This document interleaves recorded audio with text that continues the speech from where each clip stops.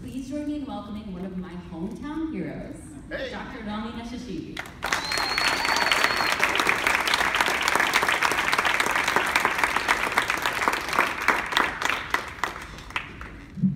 It's going to be hard to live up to two.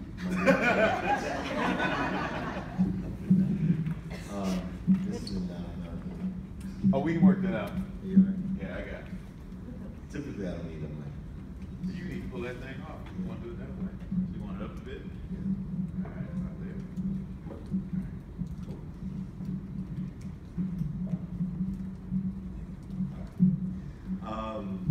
So, Assalamu alaikum. Peace and blessings be upon you all. It is a phenomenal honor and blessing to be here. And, you know, as I looked through the agenda of the day and saw all the extraordinary things that we're doing around some of the organizing workshops, I had to first and foremost apologize to the event coordinators and organizers of the event. I was scheduled initially to be on this morning because I thought this event has been in my calendar, thought it was at night, and I had my son's final triumphant soccer game.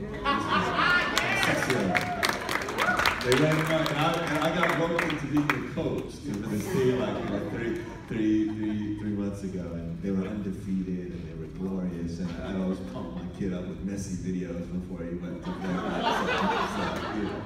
And it's the AUSL, so you're not supposed to really be hyper competitive, although every parent is on there like screaming for their kid to win. But I should say, really coming here and being here, particularly at this time, has been, you know, I can't think of better conversations I'd love to be involved in with folks like yourselves who are deeply engaged in these types of issues and thinking through this. So I'm looking forward to more of a conversation. I want to offer some bridge comments.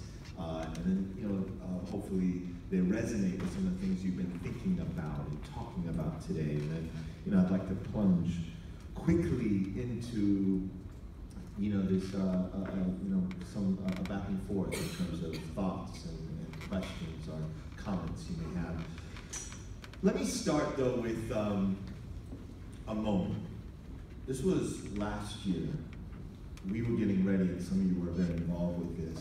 In the Lutherans Theological Seminary was among many seminaries, among over 50 institutions that eventually came on board with us to become part of this extraordinary effort that was really 5 to 10 years in the making in the city, that in many ways was propelled by high school students on the southwest side of schools like Gage Park, was to actually build the first memorial to Martin Luther King, the Chicago Freedom Movement, and with our eyes towards the 50th anniversary, to commemorate that moment by reenacting the march that the Freedom Marchers led in Marquette Park with King into the park, and to unveil the memorial that day, and we culminated with this huge celebration we do call Taking It to the Streets, keynoted by one of our favorite hip-hop MCs, old school legends, Rakim, who was there for that day, and young artists like Vic Mensa, who was also with us.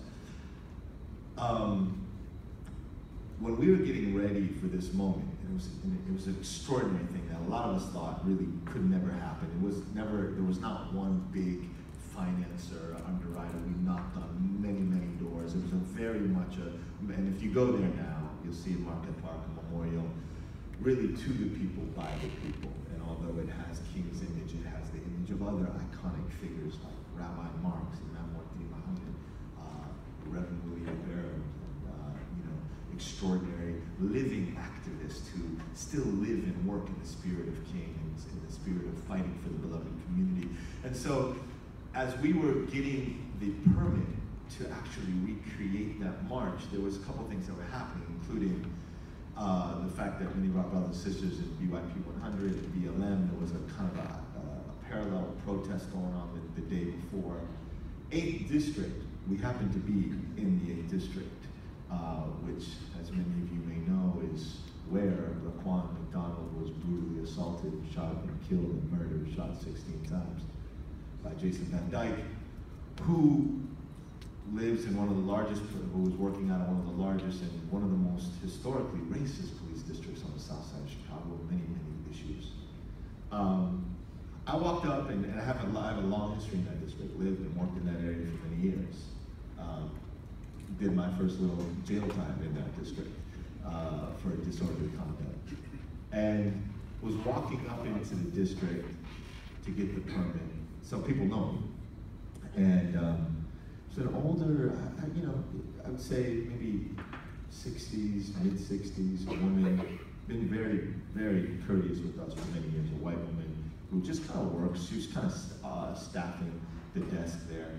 And I talked to her, I said, Barbara, I need to get this filled out for this permit for the march. She said, Rami, what march? I said, well, the march that we're doing this Saturday down 6030 Kedzie, retracing the historic steps of that march that took place 50 years ago. She looked and she said, it was 50 years. I said, yeah, that'll be 50 years. And I can see her in a pensive state at that moment. And I said, Barbara, where were you 50 years ago? She said, 64th and Troy. Which meant she was literally in the thick of the mess, if you will. Now, for historical context, if you don't know, there were 700 marchers, 5,000 counter protesters that assembled from the community, children, grandmothers, babies, epithets, rocks, bottles, bags of feces being thrown at the marchers that day. King would go on to say, even this is a year after Selma, he had never seen as much hatred and hostility anywhere in the South. So, I'm looking at Barbara. I asked her, what was that like? I then turned and I got distracted, and someone came who was actually the person to process the paperwork to call me in. I wanted to finish the conversation. Barbara, I turned back to Barbara, and I saw a grown woman literally in tears. And you know, it struck me that she probably has not had a moment to talk or think or process that moment collectively for 50 years. She was a young girl with probably older brothers. She mentioned she had older brothers that were throwing those rocks, throwing those bottles.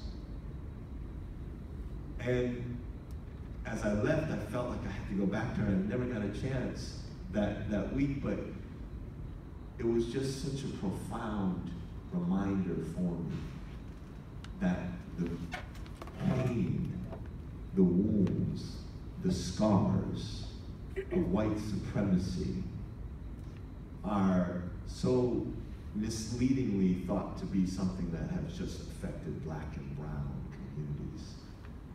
We have yet to really process the trauma it's inflicted upon those who now have had to self-identify as white, who were themselves manipulated by fear, manipulated by profiteering, manipulated by those who were very masterful in pitting working class, working poor communities against one another on places like the South Side of Chicago. You know, and I raised that moment to really reflect to the moment on organizing. A lot of people talk about organizing, and for me, and I didn't always feel this way about Alinsky's work and Chambers' work, and I was, I think, first introduced to organizing through movements. You know, Black and brown movements inspired me. The H. Rap Browns, the Panthers, the Young Lords, and you know, those folks. And at one point, organizing felt very stuffy, very choreographed, and very white.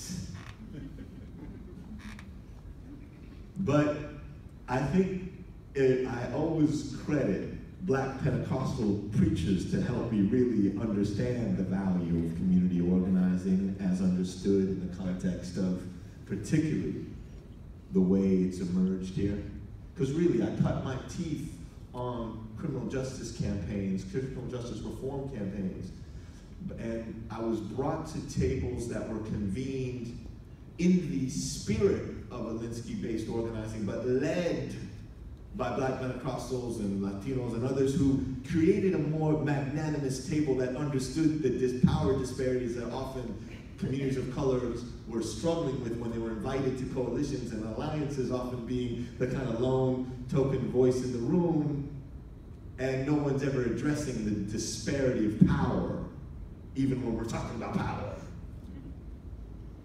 But through that larger set of experiences, passing bills, creating alliances, building coalitions, Black and Latinos and Arabs and Muslims and Jews and Christians, and really beginning to make some real moves, I began to really re-engage kind of the larger history of particularly IAF organizing and all its offshoots, and begin to understand that, you know, I used to teach our organizers, man, we gotta know the rules before we break them, right? And the more I started kind of to actually hold myself accountable to that same axiom, the more I started plunging myself into the understanding of the value, the practical application, the more I actually started reading the old school Alinsky and the Chambers and watching old school. And I gotta admit, the more I started falling in love with this old school rebel rouser called Saul Alinsky on the south side of Chicago. Really identifying with his spirit. And in fact, I started to teach a course when I first, both at CTS and a couple of other seminaries where I was teaching in a graduate context, the idea of community organizing as spiritual practice. Because the more I read some of that early Ed Chambers work, that first chapter of Chambers, Rules for Radicals, and Chambers, as some of you know, shouldn't be surprised, was a theological student theology. You really see embedded in the construction of what it means to be an organizer a real theological understanding of the world. This idea of this aspirational, constantly moving, this notion of starting in the world as it is and moving towards an aspirational world as it could be, and constantly mining the gap between those two, both aspirational ideals and lived realities, is something that resonated really deeply with me as a person who was also beginning to better understand my own faith as a Muslim and think about other faith traditions, and really resonated with this notion of keeping alive a higher spiritual aspirational ideal, but starting in the thick muck and mess of the moment and embracing that, the magic of that moment too. Because, I contend that's where the magic happens, in the mess, in the muck, in the mire, right? And when we begin to think about the possibility, the spiritual possibility, this notion of agitation, right? We're in a Lutheran seminary here, and it would be remiss not to invoke, right? Perhaps one of the most, well-cited Lutheran theologians, Dietrich Bonhoeffer, right? Who reminded us about this idea that also is something deep in our tradition, in the Muslim tradition, this notion of what we call tawbah, right? It's also in the Jewish tradition a very similar word, tuba, right? Or in this idea that sometimes gets defined as repentance. One of the Arabic traditions is that every human being is in a state of error, shortcoming, sin. We're all struggling with it. And the best of those sinners, the best of those who are in error, are the ones who make tawbah, the ones who are constantly struggling to turn back towards higher ideals. And in fact, the whole human project is a project of being reminded of greater and aspirational ideals, and then facilitating that turning. And Bonhoeffer had this, this idea of cheap grace, a famous quote about cheap grace, right? This idea that to preaching forgiveness without requiring repentance is cheap grace, right?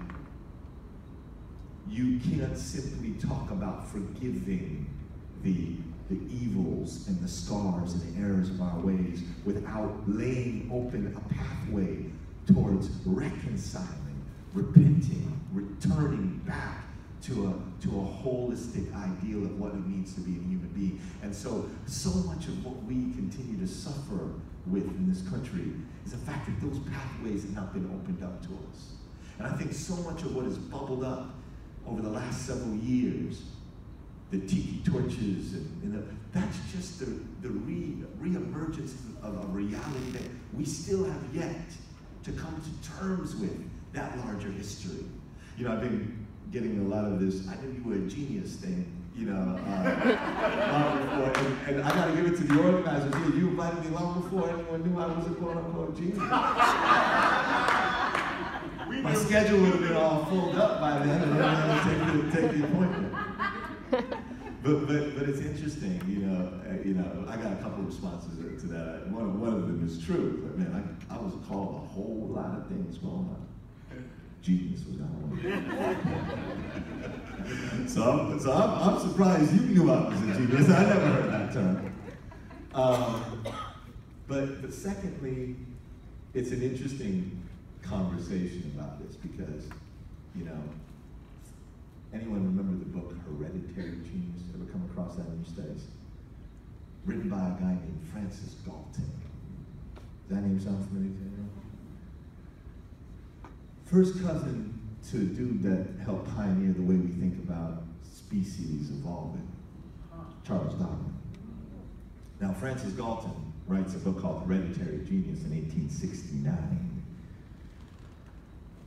And by the time those ideas of evolutionary biology begin to mix and mingle with a whole bunch of other projects, expansionist projects, European expansionist process, imperial projects, white supremacist projects. White supremacy takes on a very, very sober, polished, refined, scientific veneer. You know, part of this agitational space that those of us who are organizing have to constantly wrestle with, and program officers themselves, you know, across the country, whether you're Kellogg or Kresge or anyone, you gotta reconcile the histories of these foundations that were also actually organizing conferences. I could show you conferences in Battle Creek, Michigan called, you know, things like the Purifying of the Races Conference in 1915. Battle Creek, Michigan. Because see, Francis Galton, and if you haven't read a book, one book you want to capture the horror of this history, and often not talked about, is a book that came out last year, New York Times bestseller, Adam Cohen, anyone saw it? Called Imbeciles, the story of Carrie Buck versus the Supreme Court. Now, what Adam Cohen, this Pulitzer Prize winning journalist, helps to chronicle is this history of eugenics in America.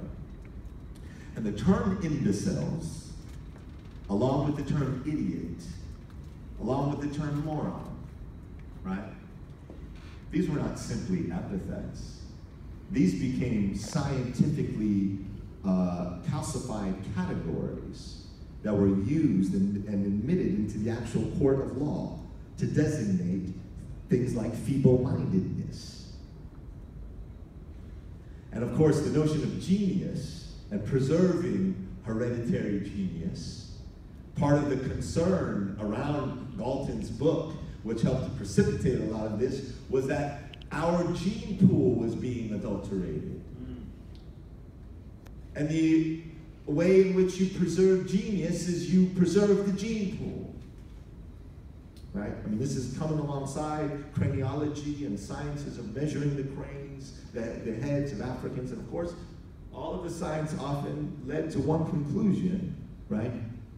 And also, in some cases, took on religious veneer, right? Of placing white European, Anglo-Saxon, Protestant males at the top and anything, and Africans at the bottom and anything in between, right? Somewhere on that hierarchy. Now, the interesting thing about this history, let me say a couple more things about this history because it's directly related to where I want to go with organizing, right? The reality is, the eugenics movement took off in the United States, undergirded and underwritten by major foundations, extraordinary elite universities, every luminary you can think of early 20th century America, from Theodore Roosevelt to the Rockefellers to the Carnegies, had their finger in this pool, in this cesspool, right? And stirred that joint up and offered it back out in the most sublimated and sanitized way possible to suggest a whole number of things. In fact, there was a text by one of these thinkers by the name of Madison Grant called The Passing of the Great Race. Again, already in the turn of the century, 1915, bemoaning the loss of white race. Sound familiar? 100 years, century ago? Right? So have we healed? Now listen what happened. Now this text itself gets cited a number of times. Let me tell you about two things that should hopefully be familiar. One, during an extraordinary debate in Congress in 1924, as they're thinking about passing, and not thinking about, but being pushed by the very same, again, architects of this language to pass an extraordinarily restrictive immigration act that was in place then for 40 years. Not then lifted until 1965. The same Immigration Restriction Act that then reduces non-Western European immigration down to 2% of the immigration quotas. The same immigration quotas that left Anne Frank's family on that boat and drove them back. That prohibited Jews, Eastern Europeans coming in this country. That Immigration Act did not just happen. It was put into place upon the basis of a conversation that we can, once we come to this science, to this conclusion, we can only do several things. And one of them is to make sure we keep out as many of those people who are diluting and adulterating the gene pool. The germplasm was the term that they were using. And the other place that text by Madison Grant, one of these profound, influential eugenicists of the time, gets cited is in another diabolical book by perhaps one of the most horrific books of the 20th century and in modern history. Book? Mein Kampf. Cited as a great text. The law itself, cited by Hitler as a great example of how the West American eugenicists are doing much more to safeguard the nation than what was happening in Germany at the time. Now, here's the thing, going back to Barbara at the 8th District. See, because Barbara, for the most part, Polish, Lithuanian, Southwest side, working class family. Not unlike lots of other ethnic white folks who, not long ago, were not white, right? Who were Polish, who were Lithuanian, who were Irish. Now, this law, it wasn't enough just to pass the Immigration Act. The other thing that this law and this movement went on to do was begin to proselytize a notion that 70 million people currently in the United States needed to be sterilized. Women needed to be sterilized in order to really complete the job. And while that horrific number was never actualized, they did succeed in sterilizing over 70,000 women, forced sterilization from 1921 up until the last one was like 1981. Forced sterilization under the auspices in court. And this was legitimized by a Supreme Court case, which is the title of the text. Many of those women were the very ethnic white families that are the descendants of the Tichy torch holders and marchers today. In other words, you were victimized by the same horrific, pernicious ideology that now you have absorbed as your savior. But in organizing parlance, you have yet to see that as somehow you've been duped into thinking that this is part of your self-interest.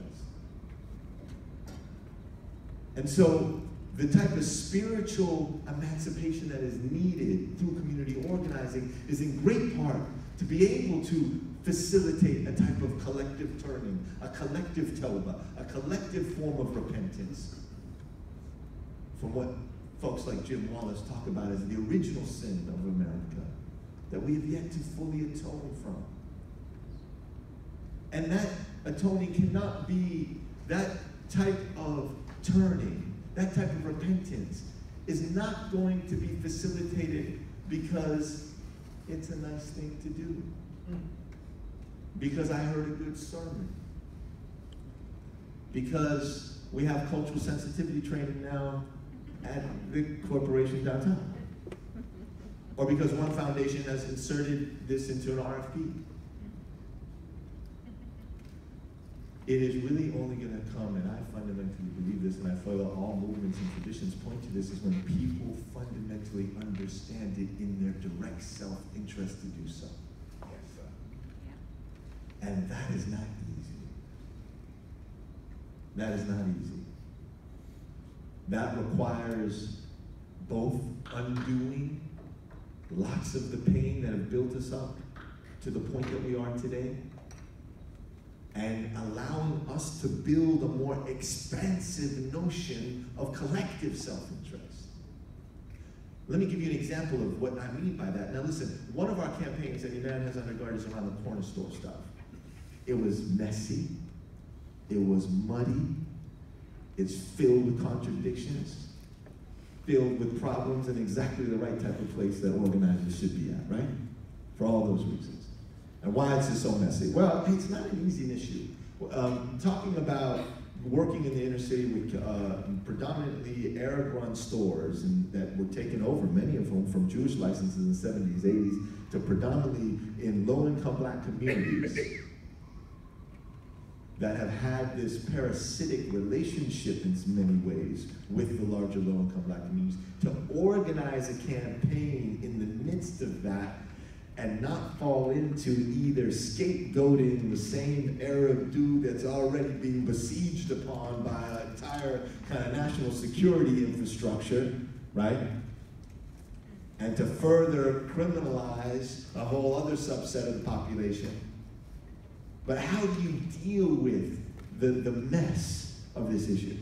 So we mounted a really significant effort that went about first and foremost placing the corner store in a larger context, right? In other words, the little spot on 63rd or 62nd and May or Aberdeen, right, doesn't exist in a silo. It's not existed decontextualized from a history of criminal disinvestment. Now there's a map that we show, that we juxtapose, that really is kind of, once we show the map, we really need no more conversation, and all it does is juxtapose same 20 blocks in in Inglewood with 20 blocks in Edgewater, and shows, and we use this map, this juxtaposition of vacant lots, foreclosed buildings, and actual retail opportunities for fresh food as a way to kind of frame the conversation of food justice and food deserts when we're talking about corner stores. And it helps so dramatically to place it in context. Because literally you go from 111 vacant buildings, 240 vacant lots in the same 20 blocks, juxtaposed with literally, I'm not making this up, maybe one vacant building and absolutely no empty lots in Edgewater. Up with one meaningful retail establishment, up with maybe 7 or 8 in Edgewater. And so it talks about the poverty of violence, right? The violence of poverty and the notion of the context that sets the corner store. But once we help to set the larger context, then we go into these stores and we deal with the issues of how do we begin to work, organize the fact that, because we've done everything from shut these stores down, we've mobilized one multiracial organizing entity, and so a lot of our residents, are directly in those communities. We've shut those stores down, we've helped to vote for them dry, we've started to incubate black-owned businesses, but that doesn't really solve the larger problem, right? We knew that there's still over 100 in just a short period of Arab-owned stores in these neighborhoods. What are we doing to fundamentally, radically reimagine these stores and build new relationships with the community residents to transform that reality? That was the charge we felt we had to undertake. And it meant we had to literally build a whole new set of relationships between the store owners, the community residents, and that wasn't just going to be a development campaign. It wasn't just going to be a food education campaign, although it included both those things. It had to be an organizing campaign. We had to build new relationships. We had to facilitate many one-to-ones. We had to get the young guy from Gaza who's an immigrant who just came into his cousin's store to sit down with the auntie who's struggling with the health issues on the block, to sit down with the church, the church pastor, to sit down with the young kids who are coming every day in school. We started doing corner store ciphers, bringing hip-hop artists into the stores. We started facilitating a set of kind of possibilities where they were actually creating art in front of the store and having conversations, real conversations about race, about the bulletproof glass, about poverty, about crime, about how each of one another felt about one another. We started talking about their stories and histories, and in doing so, really creating a new type of framework for them to exist in. We signed up now, we have over 55 stores signed up on the campaign.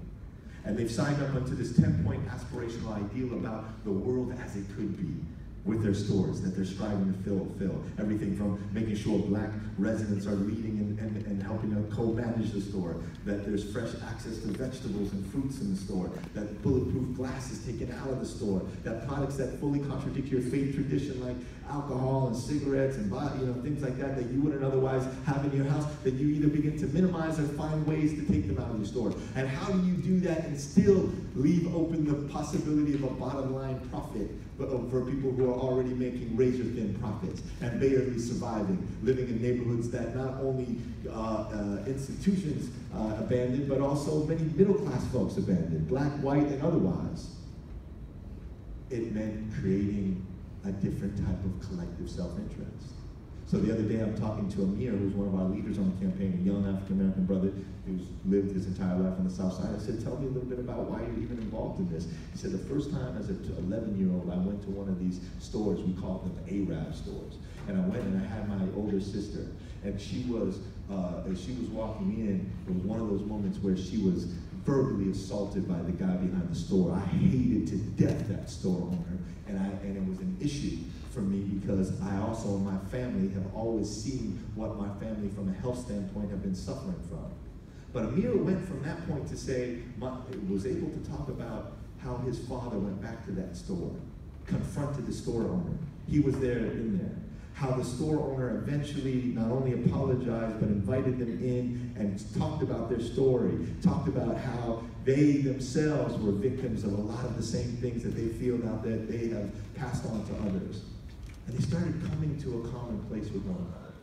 And through the campaign, Amir talked about how he's been able to find a pathway of reconciliation, a pathway of how to generally build a common collective self-interest that can lift up a broader aspirational ideal for the residents, the store owners, the city as a whole. He's only 21 years old now. And he, in his short period as an organizer, has already experienced how do communities of color get pit against one another? How do we get Latinos? And we can't simply assume because we're just communities of color that we all have political, ideological solidarity with one another. Because we all exist in the structures that are often every day pitting us against one another. And I always say progressives and liberals, whether they're in the seminary or the university institutions, that sometimes the gaps there are the largest. Because as a progressive or a self-identified liberal, I'm going to feel afraid to ask the question that ultimately you may interpret as offensive. But what happens there is, I think, another version of Bonhoeffer's cheap grace is that we're not really dealing with the issue. Because you got to go home and you're going to be subjected to the 30-second soundbite of Allahu Akbar and 7 people killed in New York City as everyone else is. And if you have genuinely not built real meaningful relationships with Muslims, to really understand them, not just know one another, but to understand one another.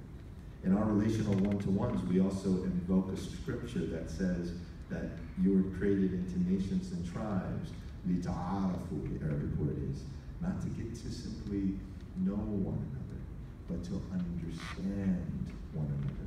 Ta'aruf is to understand. Understand our stories. Understand what's led us those moments of pain.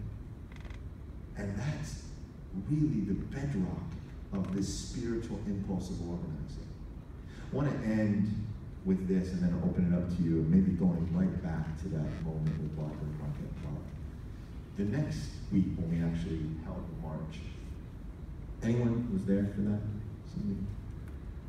It was in August 5th, 1966, there was 700 people there marching against 5,000. That day we had over 1,400 people who literally came from every walk of life. You had churches, mosques, synagogues, Korean community centers, LGBTQ centers, just every part of the city was represented. And as we are marching into Marquette Park, there's this moment where I look next to me, I got my daughter, my kids, Father Flager, Reverend Jesse Jackson. Of course Jesse was there. But to Jesse's credit, and even as a young kid, Jesse was there on August 5th, 1966. With our baby, ducking and dodging bullets, watching blood drip from that man's head onto the soil of Marquette Park.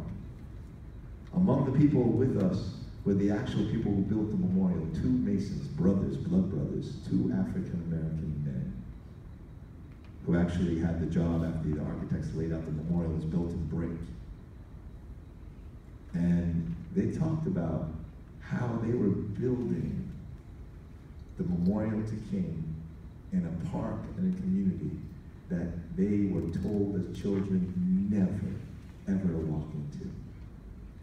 And the very objects that were used to bring this man to a halt and bring blood from his forehead was now in the hands of these Masons being used to actually construct the image of King onto that bridge. And as we were walking into the park, we were all chanting Kendrick Lamar's "It's Gonna Be All Right." That was the chant that the young brothers had us chanting to. Not that maybe 50% of the people had heard the track, but they knew the hook. Right? By the end of the march, they knew the hook. Right? It's gonna be all right. And we're walking into there, and there's just an extraordinary moment. And it was a moment of reconciliation. It's not a moment that overlooks the constant pain and the tension, the struggle challenges that we have, but it was a redemptive moment. It was a moment, it was a reclamation moment. It reclaimed the humanity of a space that was stigmatized with that history. It was, I feel, and in many ways it was so prophetic, because this is still months before the election, months before nationwide conversations about taking down monuments that have been, if you will, erected around the legacy of pain. But the questions were, how do we erect monuments and memorials that actually bring us together, that don't simply gloss over the pain, don't gloss over with the thin veneer of easy admission for forgiveness, but really open the doors towards a genuine, spiritually rooted, a community-rooted repentance. And the day after the election, when it was very dark and continues to have many dark days for us, the moment when my daughter, 2 of them, woke up, wanting to know the results, I gave them the results, and like parents across the country looked at the horror on our children's faces, but reminded them of that day. I said, Jenna, you remember that day 4 months ago. How did it feel? And they talked about the power of what it felt like, the inspiration of what it felt like.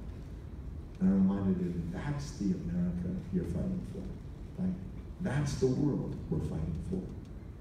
And I think as organizers, part of our job is to not gloss over the challenges of the moment, but to continue to keep that aspirational ideal of the world as it could be alive in our work, and the recognition that every campaign is a step closer to that ideal. And in our spiritual belief, we feel like in this world we'll never really get there, but we can get close. We can get close. With that, thank you, Sonella.